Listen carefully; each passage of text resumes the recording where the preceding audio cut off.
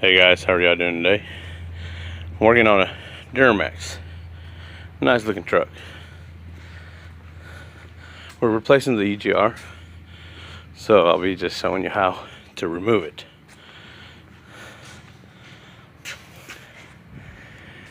It's actually kind of a process. Let's see here.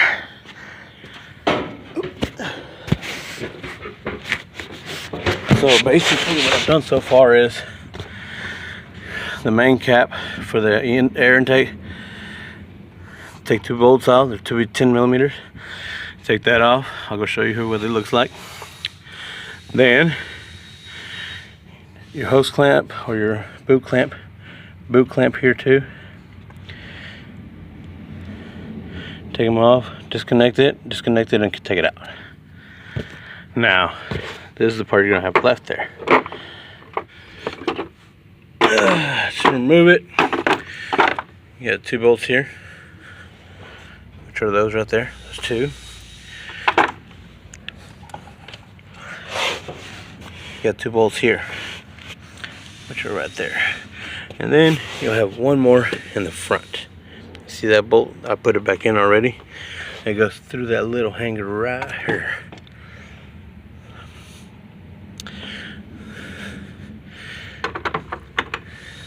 You'll have to take this off and a couple of connections, actually 3 of them to be exact. Get that to the side. Now you got that off. Now we're gonna start working. This is pretty much off. I just gotta take it completely out, but I'll get back with you in just shortly. All right, guys. Guys, just to give you a quick pointer, we left off where this right here was needing to come out. This right here. Now, if you notice, this will have two bolts coming from the back going into here. But down here, in order to get this come out, I just had to learn it myself. You have to back this worm clamp all the way completely off, or else you won't be able to take it off or put it back on. So, just thought I'd tell you that. I'll be right back. Alright guys, I gotten to this point where I'm about to start taking the bolts off the EGR, the exhaust pipes, and the actual cooler themselves. But we have to drain the coolant first. And for that, just to let y'all know, heads up, there's nothing easy about the Duramaxes. Nothing at all. Even the guys here that have been working on these for years, like I have on these, on 18-wheelers, they cut the Duramax as soon as they get here. So nothing easy about a Duramax at all. Now, 2 screws and this cover comes off. You do have connections that go to it. Now what I'm doing is I pinched off the lower radiator, the lower reservoir coolant hose. I pinched it off at the bottom with some hose pliers, you know, that are made for crimping off coolant lines. And then I ran a hose to my bucket so that when I took the hose off, I could save as much as possible from the reservoir. You won't be able to save it all. You know, you won't be able to save it all. But basically what I'm gonna do is I'm gonna give you some light, guys. I'm gonna fish my hose all the way to the bottom to where my bucket's at. You see my hose clamp right there? There we go, guys.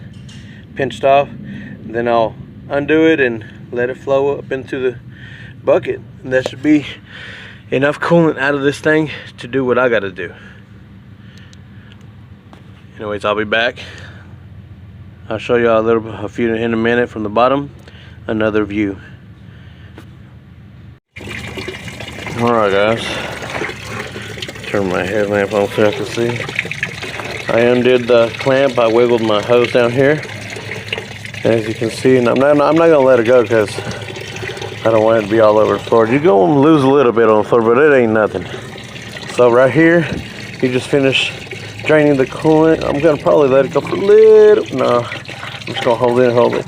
But basically, that's what I'm trying to say on these Duramaxes. There ain't no drain. you'll have to do this or disconnect this bottom radiator hose, but that's a mess.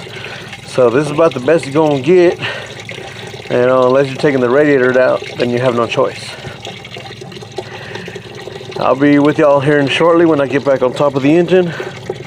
I know it's a pain in the ass what I'm doing. I hope y'all appreciate these videos, guys. Alright guys, so I disconnected these coolant lines because they're going to come up with the actual EGR. When I disconnected this, the rest came out from the bottom of the coolant, so you'll have to make sure you keep that hose in the bucket.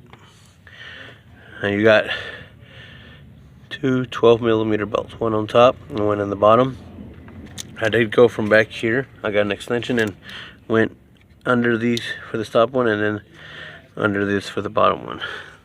You have a retainer here and two bolts over here, and this piece, which is the exhaust pipe, comes out. Now we're gonna take off the next boss. Alright, I just didn't want to get too ahead of y'all.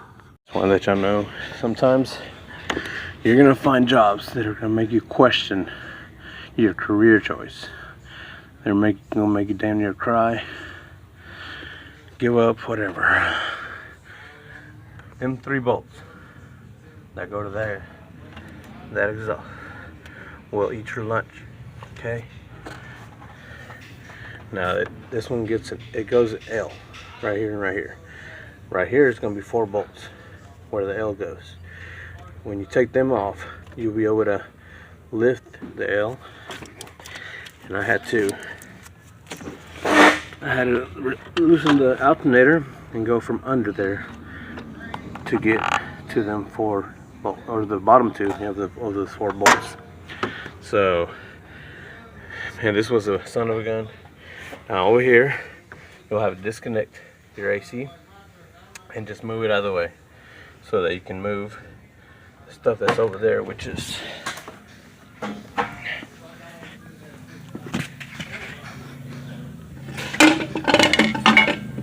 we already removed this earlier. Okay, so this one went this way, and then this one went this way. Gives you an idea. Take these hoses, lines, coolant lines, and then you got these right here.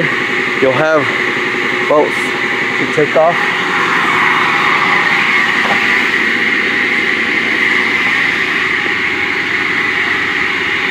Can't see it if I can't show them to you, but oh, actually, yeah, hold on. Over here, this piece right here. You see how you'll have connections that go in, but then you have 2 more bolts that go inward. So this is not gonna be by far a easy job at all. I mean, at all. This is gonna be, every time you work on Duramax, it's gonna be one of those jobs that's gonna question what you want to do. Of course, at the end of the day, you go home, have a good supper, and come back and tackle it again the next day. But yeah, those 3 bolts over there, you'll have to remove the shield over the turbo and the shield behind that little pipe, behind back there. See it back there? You also have another bolt right here with this pipe that goes right here. You have another bolt that's connected from the back. You have to take it out. And that's basically it, guys. The EGR cooler has been taken out. We're gonna replace it, and then we'll go back on. You know, I just wanted to give you an idea of what it's like to take something like this off. It is my first time, so boom, and we're doing it together for the first time. Good luck, guys. Like I said, it will give you a hard time once you get to this area where you're actually taking the L off. It's not going to be an easy job. You will question everything in life. But at the end of the day, you just find one way, find another way, ask somebody what their advice is, and you just figure it out. One thing I remember from the guy one of the guys that I started learning from, well, he never really wanted to teach me shit. All he would tell me was, you're a mechanic, figure it out. So That's kind of what I did here. I did ask my boss, you know, a few pointers here and there, and he told me, but I ended up doing all this on my own. So it's possible, okay? Don't think you can't do it. It's possible. Just maybe make sure you remember how you took it off and just go back on the same way. Y'all have a good day, guys. Bye-bye. Like and subscribe if you don't mind. Give me a comment. Let me know what y'all think. Y'all have a good one.